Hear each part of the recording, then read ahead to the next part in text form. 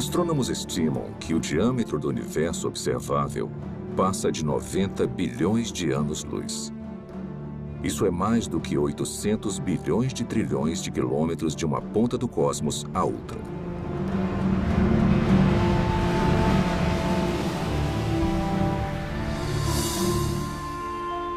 O universo contém pelo menos 170 bilhões de galáxias, com tantas estrelas e planetas que superam em número a quantidade de grãos de areia em todas as praias do mundo.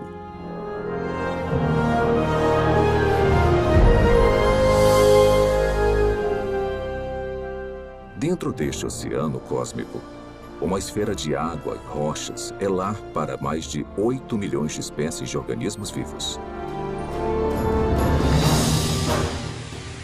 Esta realidade inspirou inúmeras especulações, incontáveis teorias e uma pergunta muito intrigante.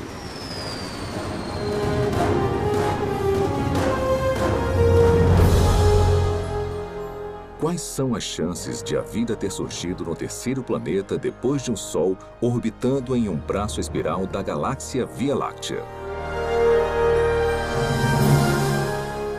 Foi simplesmente um golpe de sorte ou haveriam mais aspectos envolvidos além do acaso e das interações aleatórias entre matéria e energia?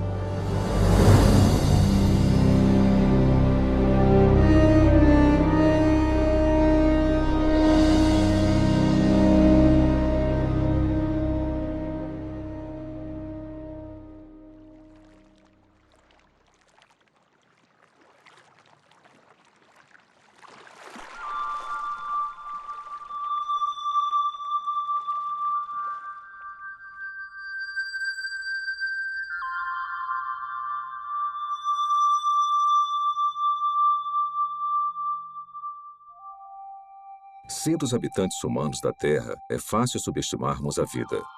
Na verdade, somos mimados por uma abundância.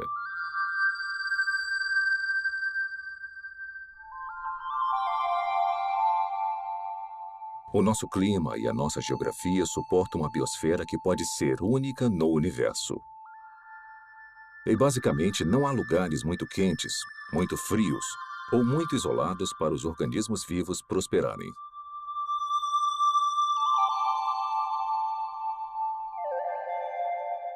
Dentre essa diversidade espetacular, talvez o maior desafio já encarado pela ciência ecoe de todo inseto, sequoia e baleia. Como a primeira vida passou a existir em um momento em que não havia vida de nenhum tipo? Como surgiu a vida na Terra? Por onde começar? Tem dezenas de teorias. E dá para perceber que tem uma grande diversidade de pontos de vistas, e muitos são mutuamente contraditórios. Para começar a tentar decifrar o mistério, você precisa fazer suposições sobre o que deve ter acontecido num passado distante. Não há provas diretas, porque não tinha ninguém lá para testemunhar o evento. E não tem praticamente nenhum registro fóssil.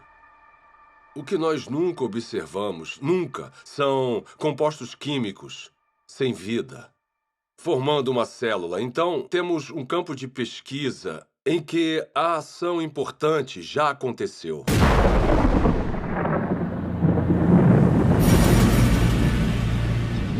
A história primordial da Terra é, de fato, uma narrativa incompleta. Mas apesar da ausência de provas físicas, a maioria dos cientistas acredita que a vida se originou quando a energia atingiu substâncias inorgânicas nos oceanos, crosta e atmosfera do planeta, para criar os componentes básicos para a primeira célula autorreplicante. Ao pensar na origem da vida, as regras, e não digo da própria ciência, mas da filosofia subjacente, as regras dizem que para resolver o problema, você pode usar matéria, energia, lei natural, irregularidades naturais e processos do acaso. Mas o seu kit de ferramentas acaba aí. O que você não pode usar, de acordo com as regras, as ditas regras da ciência, é mente ou inteligência.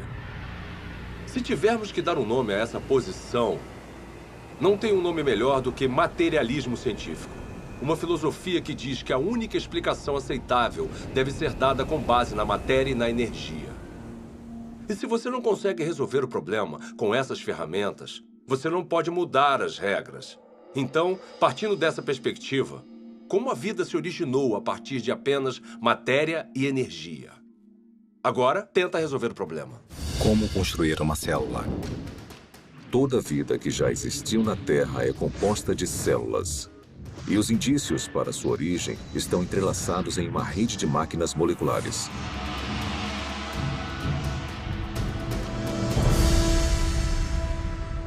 Dentro de uma célula eucarótica moderna, mecanismos biológicos complexos fazem o seu trabalho enquanto estão suspensos em líquido.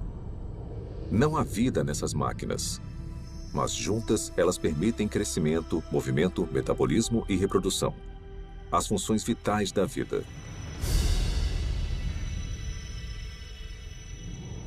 Cada componente dessa fábrica celular é feito de grandes moléculas compostas.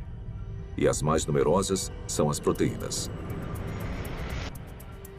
Com funções modernas, as proteínas foram projetadas para desenrolar e copiar informação genética em uma cadeia de DNA. Desencadear reações químicas com formatos encaixáveis. Controlar a passagem de eletrólitos e nutrientes pela membrana celular. Tipo de proteína, cinesina. E carregar recipientes cheios de carga por andaimes, também feitos de proteína, que se montam sozinhos e vão até os lugares necessários da célula. Ampliado 500.000 vezes, um glóbulo vermelho contém 280 milhões de proteínas hemoglobinas, cada uma com a função de carregar oxigênio. Isolando uma delas, descobrimos que cada proteína é feita de centenas de moléculas menores chamadas aminoácidos. São encontrados 20 tipos diferentes de aminoácidos em organismos vivos. A estrutura química distinta de cada molécula permite a formação de mais de 100.000 tipos diferentes de proteínas. A construção começa quando aminoácidos selecionados são organizados em uma cadeia. É um processo que costuma ser comparado à organização de letras do alfabeto em palavras e frases com significado. Se esses componentes tiverem a sequência correta, a cadeia se dobra em uma proteína pronta para cumprir a sua função dentro da célula.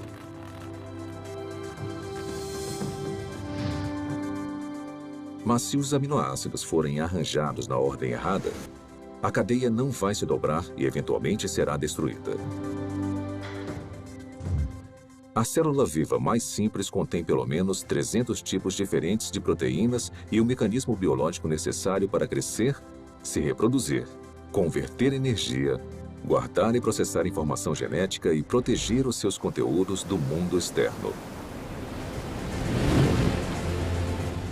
Componentes e funções similares também seriam necessários na primeira célula viva. Agora vamos aplicar essa química básica a uma teoria familiar para a origem da vida. Os cientistas especulam há muito tempo sobre oceanos primordiais cheios de aminoácidos que flutuavam como carrinhos de bate-bate. Talvez algumas dessas colisões aleatórias tenham produzido uma cadeia longa o suficiente para se dobrar em uma proteína. Depois, mais aminoácidos se juntaram a mais cadeias que se dobraram em ainda mais proteínas. Simultaneamente, outras moléculas complexas, incluindo ácidos nucleicos, gorduras e açúcares, também se juntaram para formar componentes essenciais. Então, sem previdência ou direção, a combinação certa de moléculas se juntou de alguma forma nessa sopa química para formar uma membrana que envolvia todas as máquinas específicas necessárias para uma célula autorreplicante. E pronto! Vida a partir de uma matéria não viva. Tudo parece tão plausível. O problema é que, na Terra primitiva, a complexidade interna necessária para sobreviver seria enorme. Porque a vida, como a conhecemos, é caracterizada por máquinas celulares e muitas delas. E se você tirar esse hardware essencial, a célula deixa de existir. Porque chega um momento em que ela não consegue se simplificar mais e ainda existir. Uma simplificação maior seria a morte. Costumamos ouvir críticas como: você não pode projetar a biologia celular moderna no passado. Porque o que quer que tenha sido a primeira célula, ela era mais simples do que o que vemos hoje.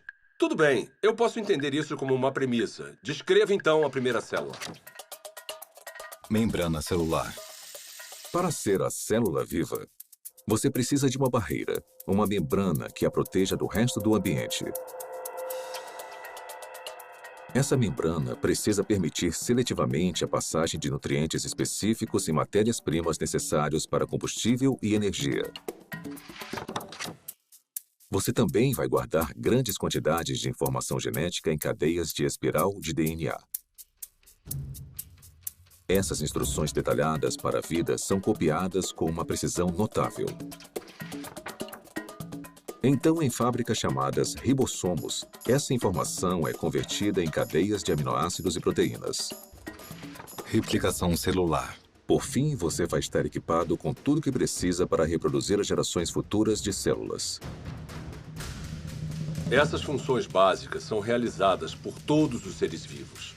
São, de certa forma, características do que significa estar vivo. Então, seja uma célula do passado, uma célula bem simples, ou uma célula mais complicada de hoje em dia, não faz diferença, ela vai precisar realizar essas funções. Grande parte dos químicos acredita, assim como eu, que a vida surgiu espontaneamente, a partir da mistura de moléculas na terra prebiótica. Como? Eu nem imagino. George Whitesides, químico, Universidade Harvard. Apesar dos assombrosos obstáculos, a noção de que componentes químicos básicos se organizaram para formar uma célula viva é sugerida no mínimo 150 anos. Em 1871, Charles Darwin escreveu uma carta na qual descreveu um pequeno lago morno com todos os componentes químicos certos para criar a vida. Meio século depois, o bioquímico russo Alexander Oparin expandiu as ideias de Darwin. Em seu livro A Origem da Vida, ele teorizou sobre uma sopa primordial e uma progressão gradual de uma química simples até uma célula viva. Então, em 1952, essa hipótese foi testada. Stanley Miller, um aluno de pós-graduação da Universidade de Chicago, tentou determinar se uma química simples poderia produzir componentes reais de vida. O jovem cientista construiu um equipamento de vidro para simular o ciclo de água antigo e o encheu com uma mistura de gases que supostamente compunham a atmosfera da Terra primitiva. Miller aqueceu os componentes e atingiu os gases com descargas elétricas. Faíscas elétricas para desencadear uma reação. Poucos dias depois, um lodo parecido com piche se formou no vidro. Nele, Miller identificou 4 dos 20 aminoácidos encontrados em proteínas. Pela primeira vez, sob condições supostamente naturais, moléculas cruciais para a vida foram geradas a partir de matéria e energia.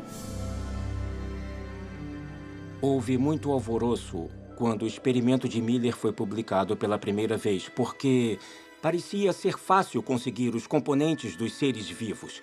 E se era fácil conseguir os componentes, talvez não fosse tão difícil transformar esses componentes químicos nas primeiras células vivas. Apesar de sua premissa ser inovadora, o experimento de Stanley Miller logo foi considerado muito falho, pois ele não havia usado os gases corretos, negligenciando o nitrogênio, o dióxido de carbono e o oxigênio, que teriam destruído as moléculas necessárias para a vida na Terra primitiva. Mas apesar dos erros, o trabalho de Miller inspirou outras tentativas de recriar as condições pré-bióticas. Hoje, após décadas de investigações, A esperança de se encontrar uma solução de forma simples e clara já não existe mais. Mesmo assim, as pesquisas sobre a origem da vida continuam por todo o mundo. Sua hipótese essencial de que as células vivas surgiram através da química natural agora é conhecida como evolução química. A evolução química vem com muita bagagem. E se você for levá-la a sério como uma explicação para a origem da vida, com certeza você também precisa levar a sério certas propriedades fundamentais da biologia.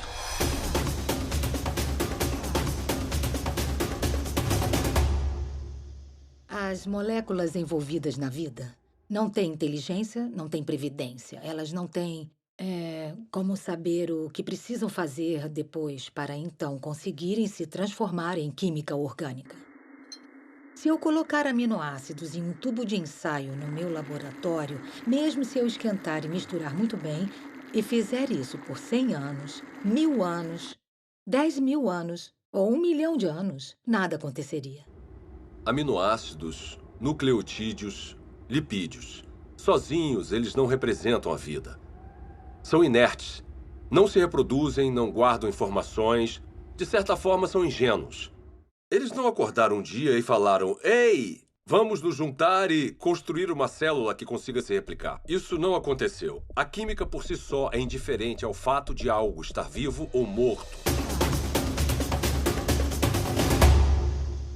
A seleção natural não funciona para criar a primeira célula porque a seleção natural não consegue operar em nada a não ser que tenha alguma forma de herdar e monitorar mudanças e de escolher o melhor sobrevivente para avançar. Para ter alguma seleção, são necessárias células. Então, se você quer explicar a origem das células, você não pode usar a seleção. Porque a seleção exige a existência da mesma coisa que você está tentando explicar. A seleção natural tem que funcionar sobre uma célula que tenha um sistema genético e que seja capaz de se reproduzir. Sem isso, a seleção natural é completamente irrelevante. A auto-organização é a ideia de que os componentes químicos podem se organizar sozinhos de forma a se transformarem em objetos ricos em informações e com um propósito. As moléculas e os átomos podem se auto-organizar em um certo sentido. O sal seria um exemplo. No sal, tem íons de sódio e de cloreto. E eles interagem uns com os outros porque têm cargas positivas e negativas. Então, essa afinidade natural leva à formação de cloreto de sódio, cloreto de sódio, cloreto de sódio, que pode se compactar de uma forma estereotipada para criar um cristal. Os cristais de sal são a mesma coisa, repetida várias e várias vezes. Se um cristal de sal fosse um livro, seria um livro com uma palavra só. Geometrias com repetições regulares como essa não carregam um tipo certo de informação. Informação que você precisaria para criar uma proteína. A sequência que vemos em uma proteína é altamente irregular. Não tem como prever qual vai ser o próximo aminoácido com base nos que já apareceram. Então, a auto-organização que nós observamos no mundo natural é o tipo de processo errado para a construção das estruturas ricas em informações dos seres vivos. Quando você elimina a seleção natural e a auto-organização e percebe que as moléculas não têm a habilidade de pensar ou se programar de forma alguma, o acaso volta à questão. E os cientistas odeiam o acaso como explicação para a origem da vida. Acaso? Por que o acaso é uma opção tão insatisfatória? Talvez porque muitos analistas fizeram as contas e entendem a grande improbabilidade de sucesso.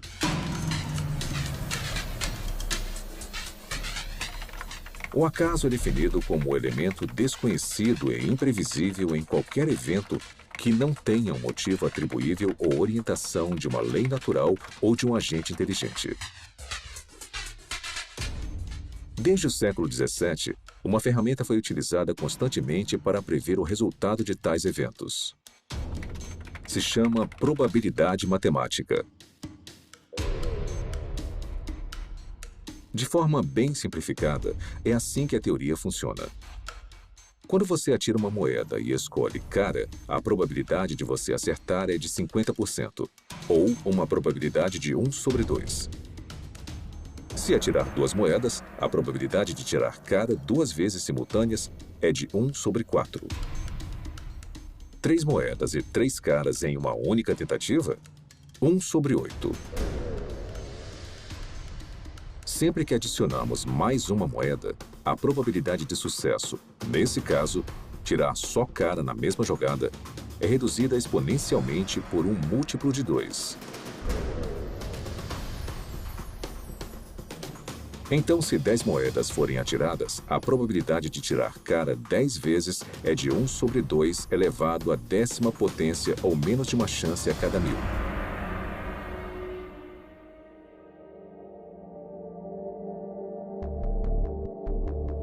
Quando aplicado à origem da vida e à formação aleatória de grandes biomoléculas, a teoria da probabilidade esclarece as limitações do acaso como um agente criativo na Terra primordial. Por exemplo, quais são as chances de uma única proteína se formar exclusivamente através das interações às cegas da química? O nosso alvo é uma molécula menor do que a média, composta de 150 aminoácidos alinhados para garantir uma cadeia dobrada. Os pesquisadores calcularam que, na Terra antiga, a probabilidade de sucesso era de 1 sobre 10 elevado à 164ª potência. Ou seja, uma cadeia de proteína corretamente sequenciada a cada 100 milhões de trilhões de trilhões de trilhões de trilhões de trilhões de trilhões de trilhões de trilhões de trilhões de trilhões de trilhões de trilhões de trilhões de tentativas fracassadas.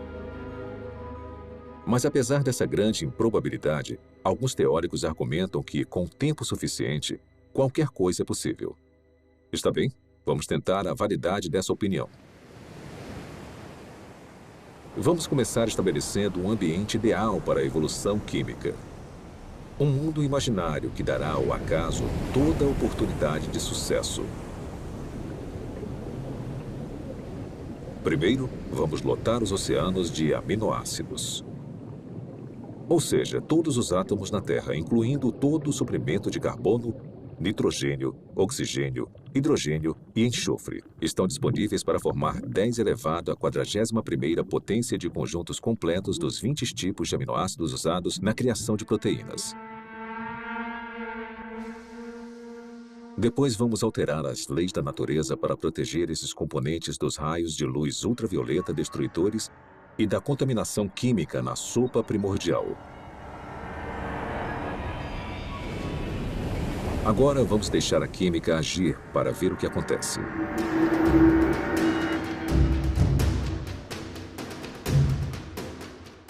Os aminoácidos começam a se juntar furiosamente. No nosso experimento, uma cadeia inteira com 150 unidades se forma sozinha em apenas 1 segundo.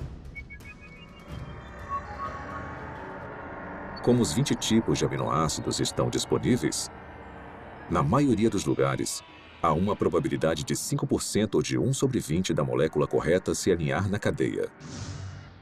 Se a sequência estiver incorreta, a cadeia é destruída imediatamente e se inicia um novo agrupamento. Por todo o planeta, 6 milhões de bilhões de trilhões de tentativas vão acontecer a cada minuto.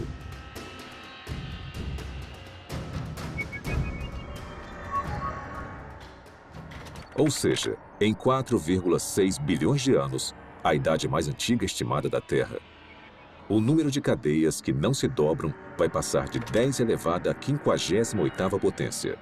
É uma quantidade espantosa, mas não chega nem perto de 10 elevado à 164ª potência. Aproximadamente as tentativas necessárias para se criar uma proteína de 150 aminoácidos por acaso. Então, se a química não direcionada não consegue criar a nossa cobiçada molécula durante toda a história da Terra, quanto tempo teria sido necessário? Para descobrir, vamos fazer um passeio. Vamos começar construindo uma ponte que percorra o diâmetro do universo observável. Uma distância de mais de 90 bilhões de anos-luz. Depois, vamos colocar uma ameba em uma extremidade da ponte. Esse organismo unicelular vai viajar a velocidade espontaneamente de 30 centímetros por ano.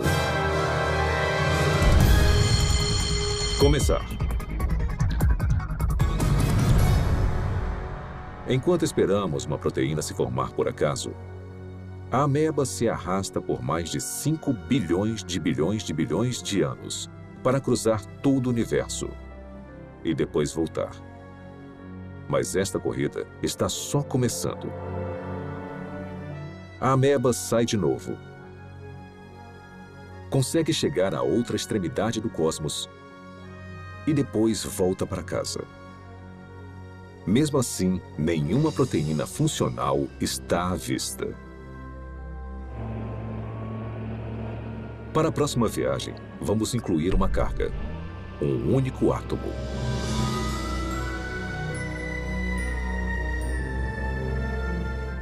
Após percorrer lentamente mais de 800 bilhões de trilhões de quilômetros, a ameba deixa a carga e volta para pegar mais. Será que ela vai voltar antes da nossa proteína sortuda se formar? Com certeza. Na verdade, ela vai fazer mais 10 viagens completas. Depois 20, 100, 1000. E ainda não há nenhum sinal de uma molécula utilizável. A ameba continua fazendo viagens completas até carregar todo o átomo da Terra. Depois, todos os átomos do nosso sistema solar. Depois, todo o planeta e estrela da Via Láctea. Um átomo por vez. Na verdade, enquanto esperamos uma proteína se formar sozinha, a ameba tem tanto tempo que, se movendo a apenas 30 centímetros por ano e carregando um átomo por viagem, ela vai transportar todo o universo, mais de 56 milhões de vezes. É esse o tempo que demoraria para o acaso criar uma proteína funcional. Suponhamos que, contra todas as probabilidades, a evolução química tenha produzido uma única proteína funcional. Haveria vida? Não. Haveria uma proteína. Um arranjo sem vida de aminoácidos. A célula viva mais simples que conhecemos tem mais de 300 proteínas diferentes. Mas as proteínas são só uma parte da história quando pensamos em uma célula de verdade. Lembre-se, são necessários carboidratos, açúcares complexos, ácidos nucleicos, DNA e RNA, lipídios e uma grande variedade de compostos químicos diferentes que vão constituir conjuntamente a vida. Todos esses componentes precisam ser reunidos no mesmo microambiente, no mesmo momento. Cada componente químico precisa, então, ser reunido e organizado na rede de máquinas moleculares que vão controlar todas as facetas da vida. Se nós conseguirmos entender toda a dificuldade de produzir uma máquina molecular usando nada além de átomos e energia, vemos que há um grande problema, porque quando temos uma máquina molecular, não temos um ser vivo. Essas máquinas moleculares precisam de outras máquinas moleculares. E mesmo se a natureza fosse capaz de produzir todas as máquinas moleculares necessárias, não seria o suficiente. Todas elas precisariam estar juntas em um espaço pequeno envolvido por uma membrana que chamamos de célula. Pelo meu conhecimento do que é necessário para se criar uma célula, tudo tem que acontecer na mesma hora. Não pode acontecer uma parte por vez, porque tudo trabalha junto em um loop causal. O mais alto nível de organização transcende as partes. A organização espacial na célula exige que as moléculas estejam no lugar certo na hora certa.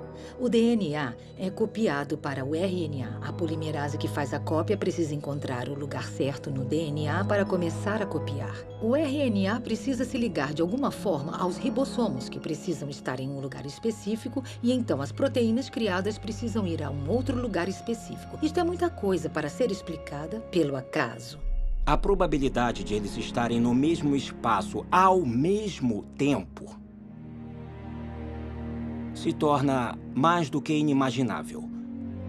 E a probabilidade deles estarem cercados por uma membrana, assim como uma célula, é basicamente impossível. Tirando o acaso da questão, a busca por uma explicação materialista viável seguiu em várias direções. As teorias incluem superfícies de argila com rachaduras, para onde as moléculas orgânicas poderiam ser atraídas e alinhadas em cadeias de ácidos nucleicos e aminoácidos. Fontes hidrotermais no fundo do mar, que expeliam componentes químicos de caldeirões subaquáticos aquecidos a centenas de graus. E oceanos primordiais cheios de RNA. Uma molécula versátil capaz de armazenar e replicar informação genética, teoricamente sem a ajuda do DNA ou de proteínas. Propostas como essas causaram um interesse considerável. Mesmo assim, todas encaram o mesmo obstáculo que derrubou o acaso: a transformação de componentes sem vida nas biomoléculas complexas da vida. Esse problema fica evidente na hipótese do mundo de RNA. O mundo de RNA é a ideia de que é possível juntar nucleotídeos suficientes para criar uma cadeia longo o suficiente para se autocopiar e, depois de se copiar, fazer a mesma coisa novamente. Os pesquisadores da origem da vida supõem que a primeira vida era composta de nada além de RNA e podia, de alguma forma, criar um mundo mais complexo, onde há proteína e DNA. Ninguém sabe como isso aconteceria. Desde a apresentação do mundo de RNA, a aceitação da teoria aumentou, apesar das várias limitações, inclusive a durabilidade da molécula. Se você apenas olhar para uma molécula de RNA, ela parece se desintegrar. Trabalhar com RNA é extremamente difícil, porque ele é muito delicado. Ele foi criado para ser um depósito temporário de informação. E, em consequência da sua delicadeza, é muito improvável que ele seja útil como algum tipo de ponto de partida para a existência da vida.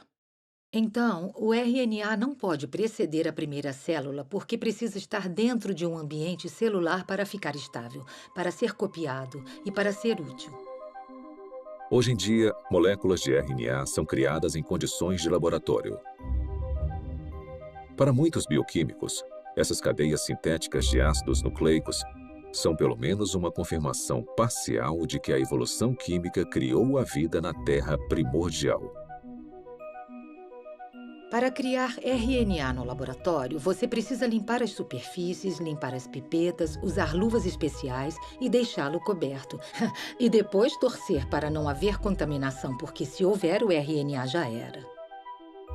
Depois, você precisa resolver o problema do sequenciamento. Então, você precisa de cientistas trabalhando duro para sequenciar o RNA, tentar combinações diferentes e encontrar uma que possa se copiar. Depois, você precisa ter uma cadeia complicada de RNA, que consiga funcionar como a herança e como a enzima no sistema. E as maiores mentes do mundo estão trabalhando nisso, mas ainda não conseguiram resolver o problema.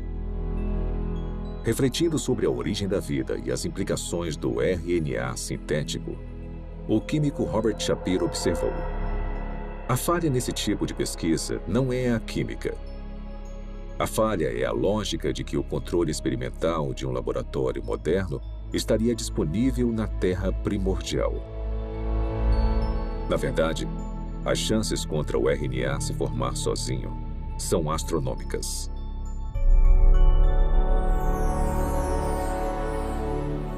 Criar RNA em um laboratório exige muita inteligência e premeditação. e planejamento e execução cuidadosos. Então, conseguir a sequência certa. Sem consciência, sem intenção, não vai acontecer. A probabilidade da evolução química é ainda mais enfraquecida pela composição da sopa primordial. Se a sopa primordial tiver existido, ela teria sido um grande caos quimicamente. Há vários tipos de reações cruzadas opostas que teriam acontecido na Terra primordial e que interfeririam com a química que você deseja. Ou seja, moléculas que não são utilizadas pelos seres vivos e que são prejudiciais aos seres vivos. As condições na Terra primordial eram hostis à vida, eram hostis à formação dos tipos de ligações necessárias para criar moléculas biológicas. E foi aí que surgiu um grande problema. Porque a água quebra as ligações que prendem as proteínas. A água quebra as ligações que prendem os ácidos nucleicos, como o DNA. A água quebra as ligações que prendem polissacarídeos, como amido e celulose. Então, a origem da vida não pode ter acontecido na água.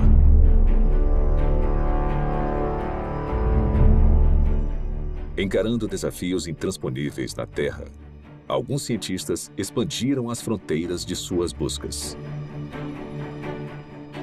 Em 1976, o biólogo vencedor do Prêmio Nobel, Francis Crick, propôs uma alternativa radical para a origem da vida.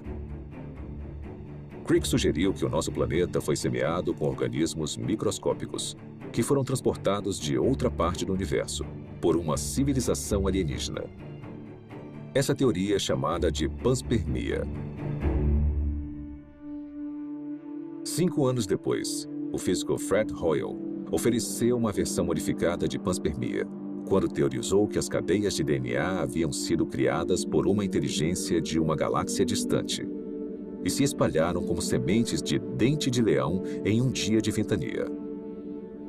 Parte desse material genético chegou na Terra.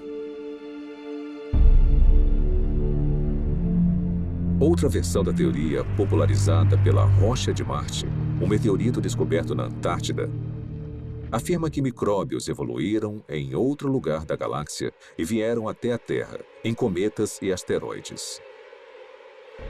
De alguma forma, podemos falar que a panspermia é um abandono da ciência, porque ela coloca o problema além da examinação. Se a ciência nos diz que a vida provavelmente não começou a existir por conta própria aqui na Terra, então deve ter vindo de outro lugar. Mesmo que pareça um filme de terror ruim dos anos 1950, veio do espaço sideral.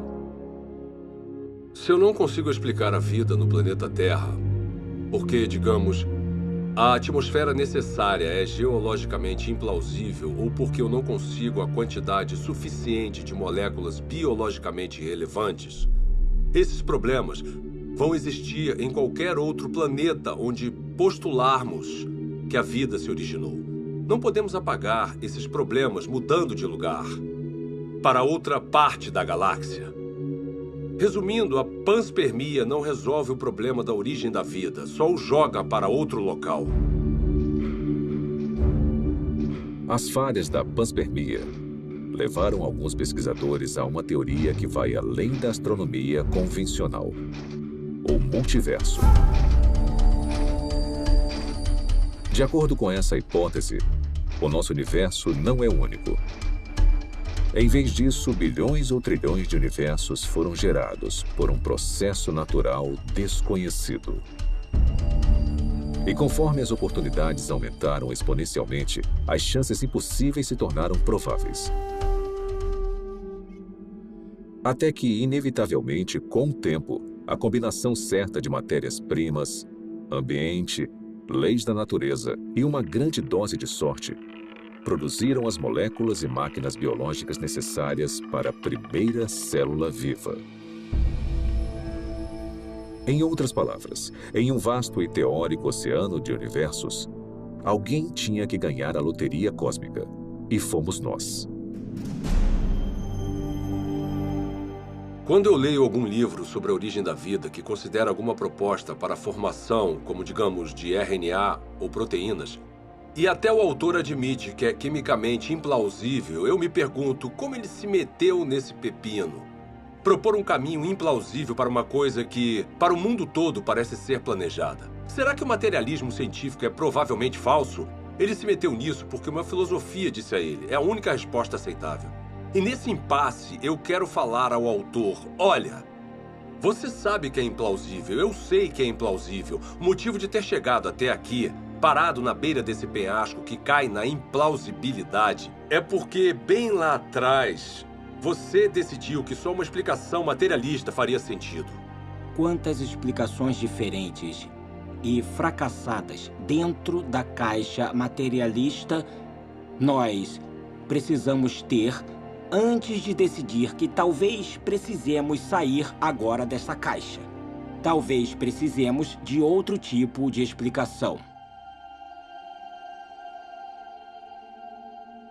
Quando analisamos as várias teorias científicas, teorias da física, teorias da química, teorias sobre a formação de estrelas, essas teorias são sobre o mundo lá fora.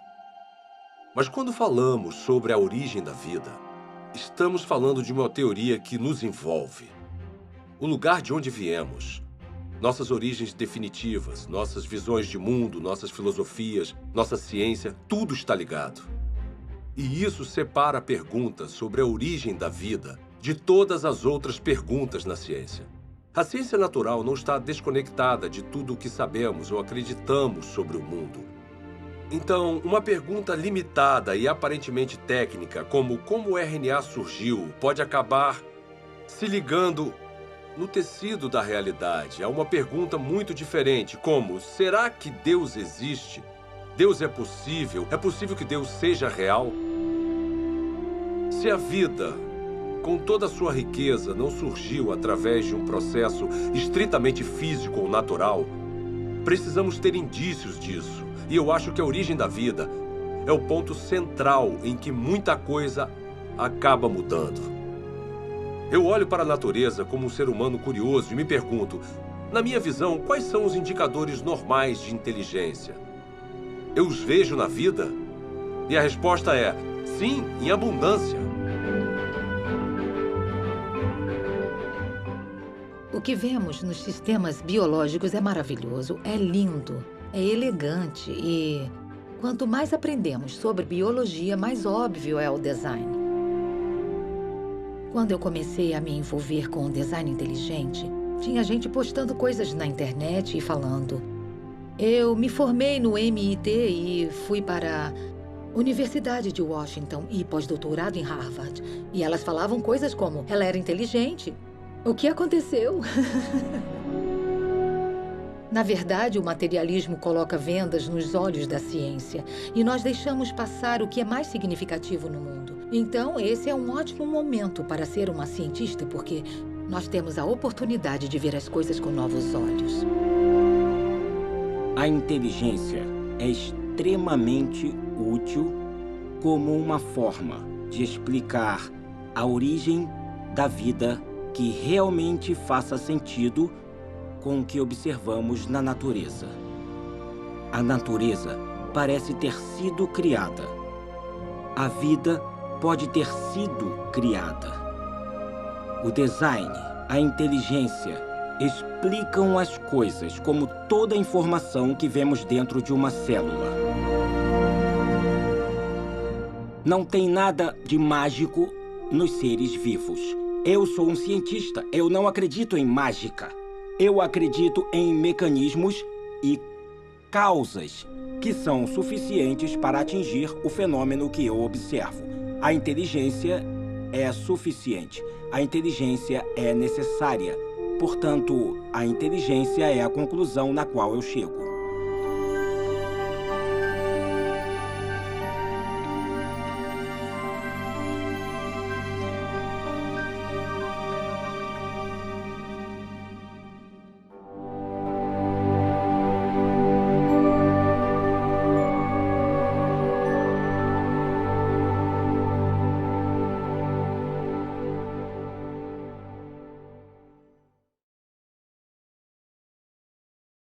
Espero que tenham gostado de A Origem. Foi animador fazer parte de um projeto que chega ao cerne das grandes perguntas que influenciam profundamente a nossa visão de mundo de várias formas. Como a vida surgiu? Será que as interações entre matéria e energia produziram as primeiras células? Ou será que a vida só é explicável como sendo a criação especial de Deus? Nos últimos 30 anos, tecnologias espetaculares permitiram que os pesquisadores descobrissem e visualizassem a rede complexa de máquinas biológicas que trabalham dentro de cada célula viva. Esse conhecimento inspirou o desenvolvimento de um caso científico, convincente para o design inteligente e para a origem da primeira vida. É um caso baseado puramente em provas, lógica e razão. Agora queríamos mostrar um pequeno vídeo que explica os princípios básicos dessa teoria, que algum dia pode revolucionar a forma como a ciência é praticada, ensinada e entendida por todo o mundo.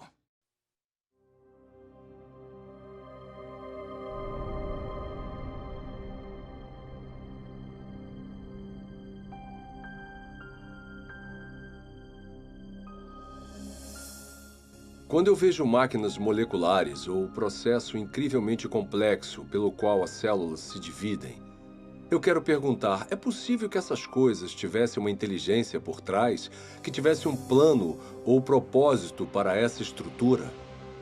A ciência precisa ser uma busca pela verdade sobre o mundo. Não devíamos prejulgar o que pode ser verdade. Não devíamos dizer, eu não gosto dessa explicação, então vou deixar de lado. Em vez disso, quando encontramos um mistério na natureza, precisamos pensar em toda a causa possível que possa explicar esse mistério.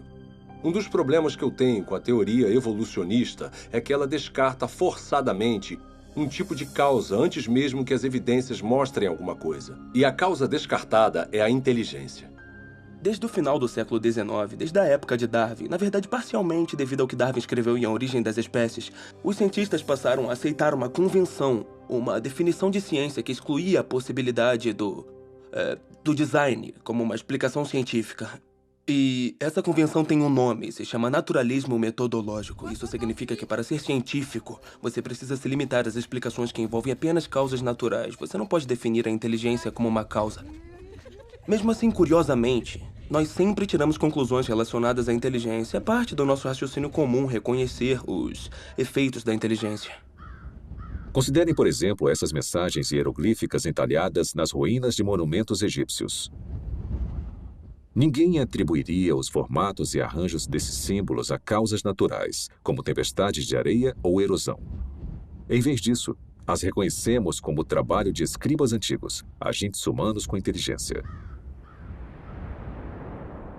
O mesmo raciocínio nos leva a concluir que as misteriosas estátuas de pedra na costa da Ilha de Páscoa não foram formadas pelas ações do vento e da água por grandes períodos de tempo. Também não supomos que as plantas podem ter esses formatos familiares sem algum tipo de interferência inteligente. É claro que fazemos essas inferências o tempo todo. E nós sabemos que estão certas, mas a pergunta é com que fundamento fazemos essas inferências? Quais são as características que nos permitem reconhecer a inteligência? Recentemente, em um livro sobre a inferência do design, o matemático William Dembski fez um grande avanço na compreensão do raciocínio do design. Dembski identificou as características específicas dos artefatos que nos fazem reconhecer uma atividade inteligente prévia. Eu cheguei a essa conclusão analisando a forma como nós pensamos sobre o design. Quais são os passos lógicos que nós percorremos para chegar à conclusão de design. Então, o que eu tento fazer é estabelecer critérios confiáveis, empíricos e cientificamente rigorosos para decidir se alguma coisa foi de fato projetada. Eu analisei a lógica por trás e o que eu descobri foi que são necessários improbabilidades, especificação e o tipo certo de padrão, padrões objetivos. De acordo com Dembski, seres humanos detectam corretamente a atividade da inteligência quando observam um objeto ou evento altamente improvável, que também tem um padrão reconhecível. Um padrão desses é encontrado em Black Hills, na Dakota do Sul. Se você viajar ao oeste, vai ver vários formatos diferentes nas montanhas. A maioria não significa nada, são apenas rochas espalhadas em vários padrões. Mas o que você não vê são os rostos de Lincoln, Jefferson, Ted Roosevelt e George Washington nas montanhas. O único lugar onde você vê isso é na Dakota do Sul. E isso está lá porque um escultor excêntrico decidiu que queria honrar esses presidentes e passar grande parte da vida esculpindo os rostos deles em uma montanha. Esse padrão é improvável. Uma encosta aleatória também é improvável, mas uma encosta aleatória não especifica nada. Mas nós sabemos que tinham 4 caras que foram presidentes dos Estados Unidos com um padrão específico nos rostos. E esses padrões na encosta da Dakota do Sul combinam com esses rostos familiares. Se eu olhar e ver os rostos, eu vou reconhecer imediatamente que são os rostos dos 4 presidentes, que são conhecidos a partir das cédulas, de imagens na Galeria Nacional ou de pinturas em livros. Então eu percebo que ao ver o Monte Rushmore, que não é apenas uma configuração de rochas altamente improvável, mas uma que combina com certos padrões independentes que indicam seguramente que tem inteligência envolvida ali. Temos então uma pequena probabilidade, especificação e design.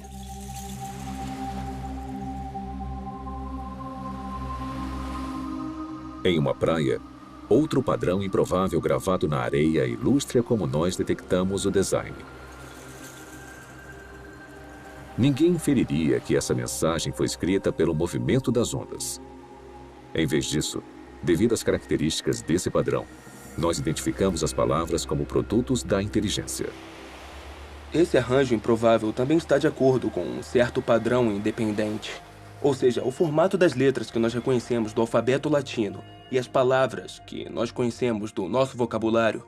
Então, a improbabilidade do arranjo, mais o fato dele estar de acordo com um certo padrão independente, é o que nos faz saber que é um design.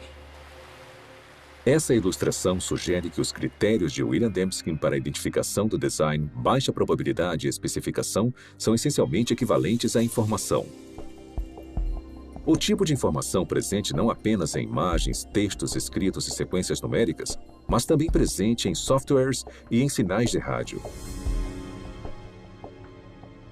A habilidade de detectar informação em transmissões eletromagnéticas tornou possível uma busca única por inteligência. Há mais de 3 décadas, astrônomos envolvidos no SETI, um projeto de busca por inteligência extraterrestre, monitoram sinais de rádio do espaço sideral na tentativa de encontrar padrões ricos em informações. Tipicamente, radiotelescópios recebem ruídos aleatórios ou sinais repetitivos simples produzidos naturalmente por estrelas, galáxias e outros objetos celestes. Mas os astrônomos reconhecem que, se identificarem o sinal contendo informações, ele confirmaria a existência da vida inteligente fora da Terra. Alguns especulam que uma civilização extraterrestre possa ter tentado se comunicar transmitindo mensagens na linguagem universal da matemática. Talvez usando um padrão reconhecível, como uma série de números primos. Isso não acontece por acaso. São necessários complexidade ou improbabilidade, vários números primos e também ter um padrão. E tem que ser o tipo de padrão certo, não um padrão que você está impondo. É um padrão que existe objetivamente. Até hoje, a pesquisa do SETI falhou em detectar qualquer padrão ou informação que indicaria que há inteligência em uma galáxia distante. Mas em outro universo, mais próximo de nós, cientistas descobriram uma gama de informações dentro do núcleo da célula viva. O DNA tem uma estrutura ideal para carregar informação. Nos A's, C's, T's e G's, as bases da dupla hélice do DNA, há o potencial para armazenar uma grande quantidade de informação. Na verdade, não há nenhuma entidade no universo conhecido que armazene e processe mais informação de forma mais eficiente do que a molécula de DNA. Um conjunto completo do DNA humano tem 3 bilhões de caracteres individuais. Análises das regiões codificadoras da molécula de DNA mostram que seus caracteres químicos têm um arranjo específico que lhes permite transmitir instruções ou informações detalhadas, como letras em uma frase com significado ou dígitos binários em um código de computador. Bill Gates disse que o DNA é como um programa de computador, mas muito mais complexo do que os que nós conseguimos criar. Se você pensar sobre isso, mesmo que por um minuto, é uma observação altamente sugestiva, porque nós sabemos que o Bill Gates não usa vento, erosão ou um gerador de números aleatórios para criar um software. Na verdade, ele usa engenheiros inteligentes, engenheiros de software. Então, tudo que sabemos com base na nossa experiência sugere que os sistemas ricos em informação são criados a partir do design. Mas o que pensar sobre o fato de que há informação na vida? Em toda célula viva de todo organismo vivo. Esse é o mistério fundamental de onde vem essa informação? Nos últimos 15 anos, o filósofo e cientista Stephen Meyer trabalhou para responder a essa pergunta. Meyer criou um argumento para desmontar que o design inteligente é a melhor explicação para a origem da informação necessária para criar a primeira célula viva. A informação que a molécula de DNA usa. Faz parte da nossa base de conhecimento o fato de agentes inteligentes poderem criar sistemas ricos em informações. Então, o argumento não se baseia no que não sabemos, mas sim no que nós sabemos sobre a estrutura de causa e efeito do mundo. Sabemos que, até agora, não há uma explicação naturalista. Nem uma causa natural que produza informação, nem seleção natural, nem processos de auto-organização e nem o puro acaso. Mas nós sabemos de uma causa que é capaz de produzir informação, que é a inteligência. Então, quando as pessoas inferem o design a partir da presença de informação no DNA, estão fazendo na prática o que se chama nas ciências históricas de uma inferência à melhor explicação. Quando encontramos um sistema rico em informações na célula, na molécula de DNA especificamente, podemos inferir que a inteligência teve um papel na origem desse sistema, mesmo não estando lá para observar o surgimento do mesmo. Há 150 anos, Charles Darwin transformou a ciência com a sua teoria sobre a seleção natural. Hoje, essa teoria encara um desafio formidável. O design inteligente provocou uma descoberta e um debate intenso sobre a origem da vida na Terra. E para um número cada vez maior de cientistas, ele representa um paradigma. Uma ideia com o poder de, mais uma vez, redefinir os fundamentos do pensamento científico. Durante o século XIX, os cientistas acreditavam que haviam duas entidades fundamentais, matéria e energia. Mas conforme entramos no século XXI, tem uma terceira entidade fundamental que a ciência precisou reconhecer, que é a informação. Então, à medida que encontramos a biologia da era da informação, cresce a suspeita de que o que vemos na molécula de DNA é, na verdade, um artefato da mente, um artefato da inteligência. Uma coisa que só pode ser explicada através do design inteligente.